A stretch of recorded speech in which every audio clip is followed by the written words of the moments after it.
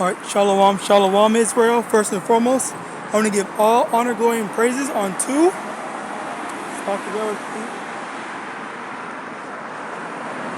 Yahawah, Ba'ashem Yahawashi, Ba'ashem Rakakadash. Double honors to the elders and apostles of Great Millstone, and Shalom to mighty Akim Wakwakim, who are diligently waiting to be delivered from this final captivity. This is Brother Kawah coming at you with another lesson. Glad to be back out here, honestly. I'm not gonna lie.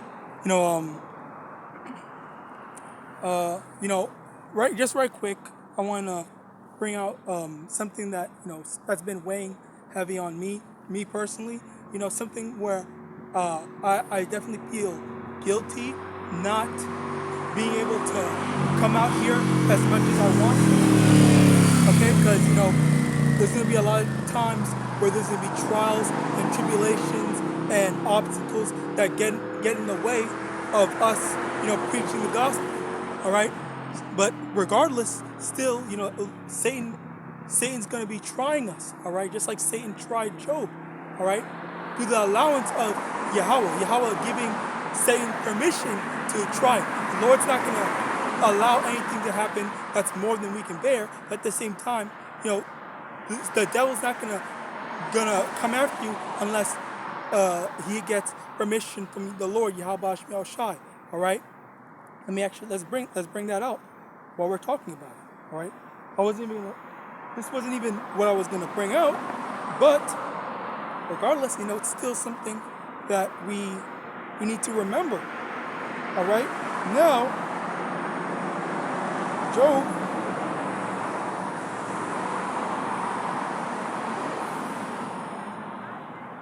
Job chapter 1, verse 7, and the Lord said unto Satan, Whence comest thou? Then Satan answered the Lord and said, From going to and fro in the earth, and from walking up and down in it. And the Lord said unto Satan, verse 8, and the Lord said unto Satan, Hast thou considered my servant Job, that there is none like him in the earth, a perfect and upright man, one that feareth Yahawah and escheweth evil. All right. Verse 10, Then Satan answered the Lord and said, Doeth Job fear Yahawah for naught? Hath not thou made a hedge about him and about his house and about all that he hath on every side, that thou hast blessed the work of his hands, and his substance is increased in the land? But put forth thine hand now and touch all that he hath, and he will curse thee to thy face. Right? So, that's basically the test. All right? Can we, when we are brought to a lower state, let me get that as well.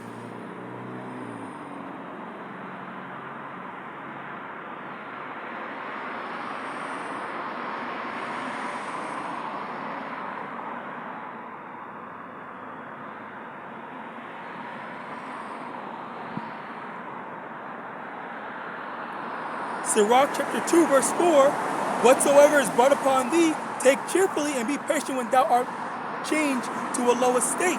All right. So when we are facing trials and tribulations, when we're facing hardships, okay, do we have the patience? Number one, do we have the faith in Yahawashi that even though we're going through some hardships, that we have the patience that it's all for the incorruptible crown. It's all leading up to something, leading up to a reward for us. All right. Let me get these. The scriptures have been flowing. Hold on, let me get this.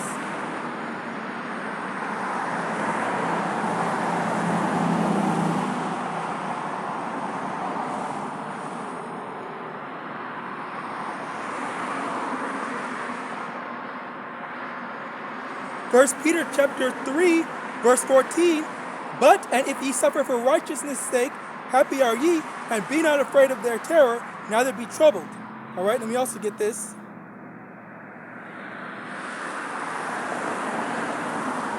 First, 2 Corinthians chapter 4, verse 16, For which cause we faint not, but though our outward man perish, yet the inward man is renewed day by day. Inward man being the spiritual man, outward man being the carnal man. Verse 17, For our light affliction, which is but for a moment, worketh for us a far more and exceeding and eternal weight of glory.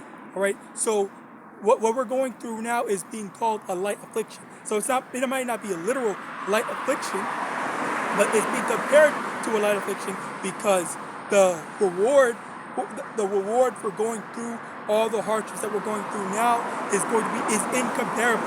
All right, it's like if you see one of those scales, all right, where you put a heavy thing on and it's dropped down like that, you put something light like a feather or whatever, and it's like lifts up. Like that's basically the thing.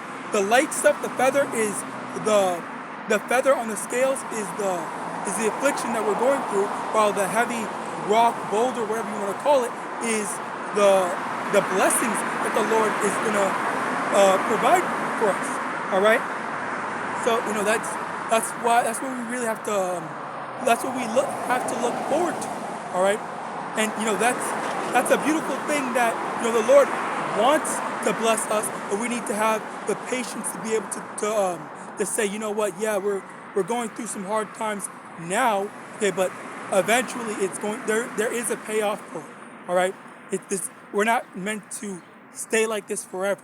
All right, which a lot of people they really don't know that. But that's the thing. That's the difference between us in this truth and a majority of people, is that we, being in this truth, we are informed of the good news. We are informed that this suffering is only temporary, and on top of that, we are more so comforted knowing the fact that knowing all the signs of prophecy that's telling us, okay, we're just that much closer.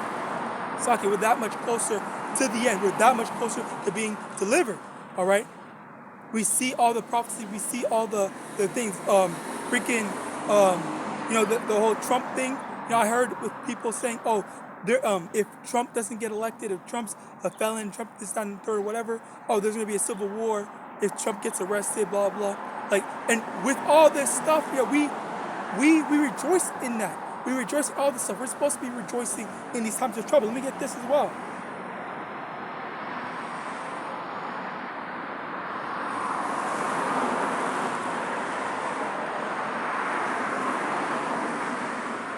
Jeremiah chapter 10, verse 2, thus saith the Lord, learn not the way of the heathen, and be not dismayed at the signs of heaven, for the heathen are dismayed at them. Okay?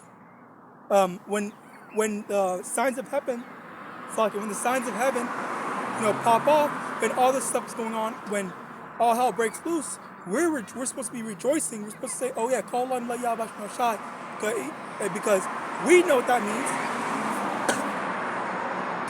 We know what that means. Okay, but the heathen, they don't know what that means. They don't know that it means that YAHAWASHI is on his way to return once again. They don't know that, the end of the suffering, and not just the suffering of the Israelites, but the suffering of a lot of people in general. Because let me get that.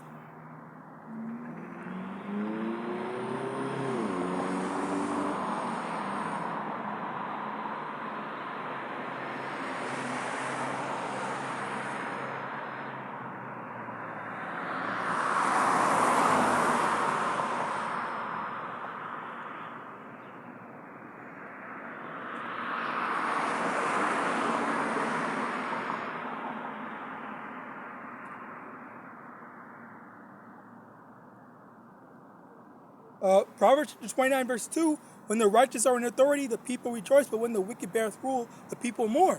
Okay, so when you have the evil people, the wicked people that are in power, and then the people are going to be mourning. And the thing is, it's not just the Israelites are mourning, it's also, the Edomites, the people of the wicked, as well as other nations, other heathens that are, mourning, sighing and crying and complaining and have a whole bunch of different issues with how, Esau is ruling, right? With how everything's going on, right? So as a result of that, there's a million different people, the whole world, does not like how things are going. They don't like how the earth is being ruled right now. So as a result of that, So as a result of that, when the righteous are in rule, when the righteous are, putting everything in order, then the other nations are not gonna have any issues. They're not gonna be probably thank you, okay, cool, we're learning how the right way to live. We're doing all this good stuff, okay? We're not getting indoctrinated to believing some wickedness, right? Because that's basically what Esau has done. Esau has spread out his wickedness all throughout the four corners of the earth, okay? Esau's trying to get everyone to think like him, all right? Which, for the most part, he has succeeded, but at the same time, there's a lot of people, all right, that are fighting against it, all right? But for the most part, a majority of the population of not just one nation, but the entire world thinks, for the most part, like Esau, just like Esau, all right? Thinking that his way of thinking is the right way of thinking, all right? Even, basically, one thing I noticed is, you know how in media, a lot of people, a lot of different nations, primarily Japan, you know, they've had to change how they view people. They had to back off with certain things. Like one of them is racial stuff. Another is, secular stuff as well. All right. But basically, they're not allowing any of this type of stuff to go on. All right. So let me also get about I just had the thing, I forgot it. But basically, you know, the Yahawadah, I remember what I was about to get. But basically, the whole thing is that they are pushing out this thing, and the thing is, this thing I just remember. For me, as I was able to finally come out here, you know, right before I started making this video, I was all happy, smiling and stuff like that, because, you know, I finally, like, this is the type of this is the thing. Okay, I don't want to jump around, but I have to, because, like, the thing is, like, when you're able to actually do something that you sought out to do, you plan to do, all right, not because you have to, because this is something that I myself am putting it on myself to try to do it. Okay, I'm trying to make time, put out the effort to do it. All right, because there's no gun that's pointing to my head that's saying, oh, I have to go do this. All right, I'm doing this purely because, well, number one, the Lord told me to do it, yes, but at the same time, it's like I want to do it. I want to do it because I love the Lord. I want to do it because, you know, I set my own obligations to pleasing the Lord, to fulfilling the word of the Lord, YAHAWASHI. All right. So as a result of that, you know, this is where, you know, these types of things come in. All right.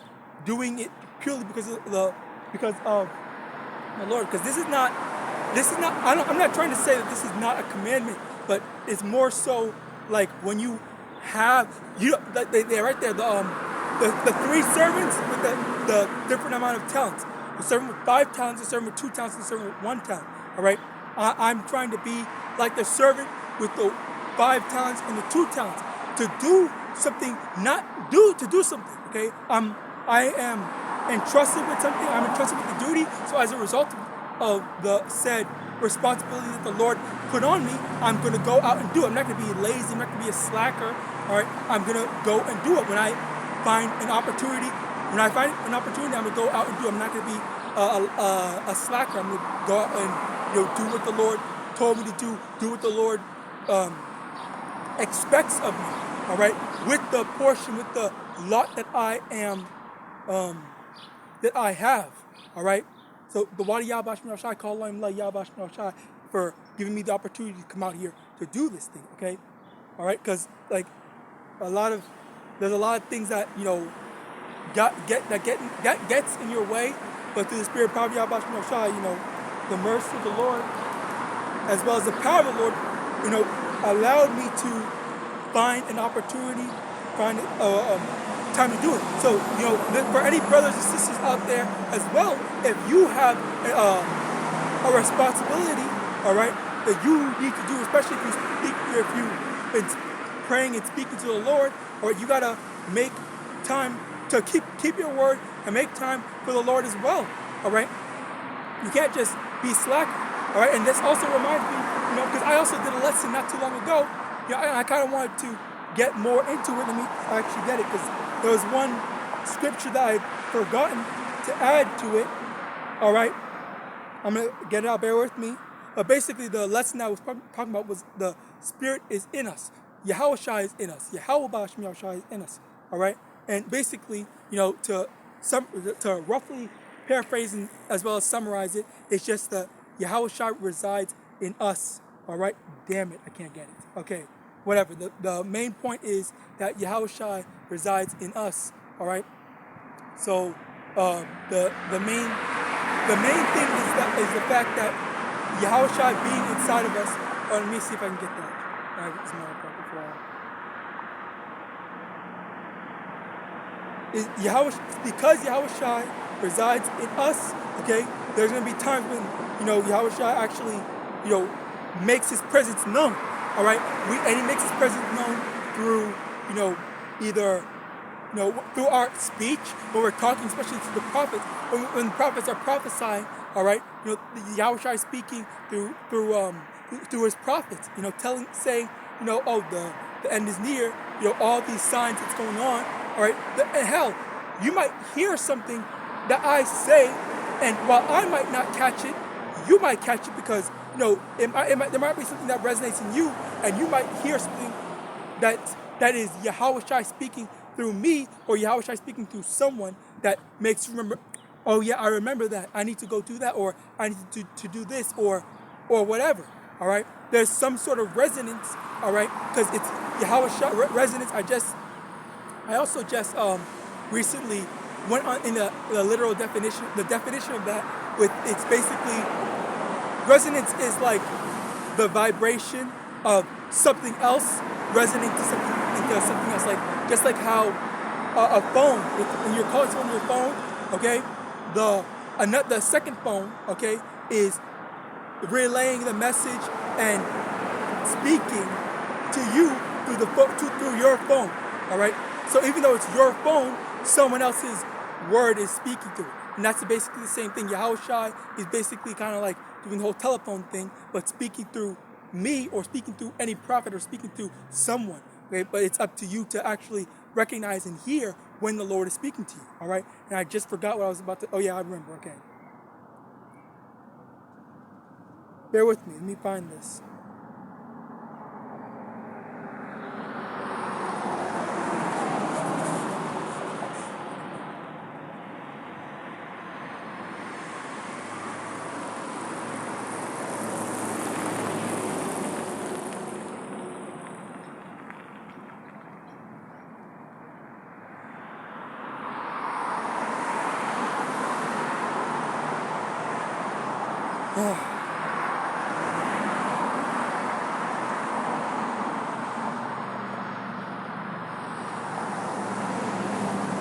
It's John, 1 John,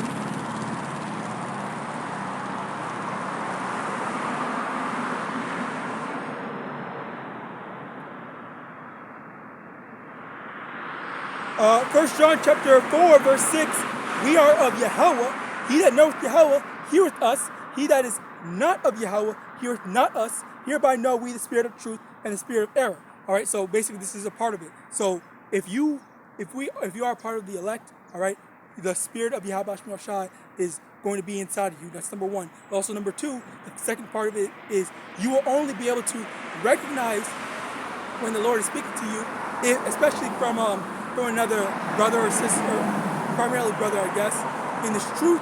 All right, only if you yourself also share that same spirit. All right, so if you come in the spirit of YAHAWASHI, if you come in the spirit of of this truth, all right, then of course, when you hear something, when you hear certain lessons, then it's gonna apply to you a lot more, right? Especially in this truth, because for me personally, I forgot what I heard, but I had heard one of the brother's lessons. All right, I said it's basically like, yeah, you're right. I do need to do that. Okay, like someone might say something like, you gotta clean the thing or whatever, and then that it just like it's like a eureka moment where you you connect the dots and it links into whatever you were thinking about before and how it applies to you. Because a lot of times, like, the thing is, obviously brothers don't know what other brothers have to deal with, all right, in life in general, okay? Especially when we're making lessons. When I'm making a lesson like right now, I don't know exactly what issues someone's going on. You might have some car trouble, some financial trouble, or whatever. But at the end of the day, it's through the Spirit that you're gonna make the connection. You're gonna hear the Lord speaking to you through the prophets, and then you're gonna be able to come to the realization and hear the message that the Lord is giving you to. All right. So at the end of the day, we gotta be patient. Be patient when you're brought to a lower state, when you're dealing with some troubles. Yahawadah, you're able to make it through. Okay, I pray. As always, I pray. All you brothers and sisters in this truth are able to make it through your trials, tribulations, and hardships. I do pray every day for you, brothers and sisters. All right. This is something that being in this brotherhood, you can never, lack on prayer for one another. Okay, hoping that the Lord, helps us out. Okay, with any of the issues that we're dealing with. All right. So with that, I pray this lesson was edifying. Hope you were able to get something out of it. Maybe that I didn't say, but you were able to make a connection to something else. So with that, I pray this lesson was edifying. I want to give all honor, glory, and praises unto Yahawah, YAHAWASHI, the elders and apostles, great millstone, Abad, Babal, and Shalom.